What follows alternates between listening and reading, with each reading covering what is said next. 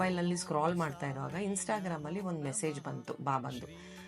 ನನಗೆ ಗೊತ್ತು ನೀನು ನಾನು ನಿಮ್ಮ ಮನೆಗೆ ಬರಬೇಕು ಅನ್ನೋದಿದೆ, ನಾನು ನಿಮ್ಮ ಜೊತೆ ಇದ್ದೀನಿ, ಅದನ್ನು ನಾನು ನಿಮ್ಮ ಮನೆಗೆ ನಾಳೆ ಭಿಕ್ಷೆಗೆ ಬರ್ತೀನಿ ನಾಳೆ ಬೆಳಗ್ಗೆ ಅಂತ ಹೇಳಿದೆ. ನಾನು ಅದನ್ನ ನನ್ನ ಮಗ ಪಕ್ಕದಲ್ಲಿ ಕೂತಿರೋನಿಗೆ ತೋರಿಸ್ದೆ. ನನ್ನ ಮಗ ರೌನಕ್ ನೋಡಿಬಿಟ್ಟು ಸುಮ್ಮನೆ ಸೈಲೆಂಟ್ ಆದರು. ಆದ ನಂತರ ಏನಾಯಿತು, ನೆಕ್ಸ್ಟ್ ಡೇ ನಾನು ಬೇಗ ಎದ್ದು, ಸಂಡೇ ಯೂಶಲಿ ನಾನು ಅಷ್ಟು ಬೇಗ ಹೇಳೋದಿಲ್ಲ, 7 o'clock ಆಗ್ತದೆ ಹೇಳೋದಿಲ್ಲ ಅಂದರೆ ಐ ಗೆಟ್ ಅಪ್ ಅರ್ಲಿ. ಆಗ ನಾನು ರೌನಕ್ಗೆ ಹೇಳ್ದೆ, ಬೇಗ ಬೇಗ ಕೆಲಸ ಮಾಡೋಣ, ಬಾಬಾ ಬರ್ತಾರೆ ಇವತ್ತು ಅಂತ. ಒಂದು ನಂಬಿಕೆನೂ ಇತ್ತು, ಆದರೆ ಒಂದು ಕಡೆ ಬರ್ತಾರೋ ಇಲ್ವೋ ನನ್ನ ಮನೆಗೆ ಅಂತ ಅನ್ನೋ ಡೌಟು ಇತ್ತು. ಸೊ 11 o'clock ತನಕ ವೆಯ್ಟ್ ಮಾಡಿದೆ, ಬಾಬಾ ಬರಲಿಲ್ಲ. ನಾನು ಮನೆಯಲ್ಲಿ ಇಡ್ಲಿ ಮತ್ತು ಕೋಳಿ ಸಾರು ಮಾಡಿದ್ದೆ.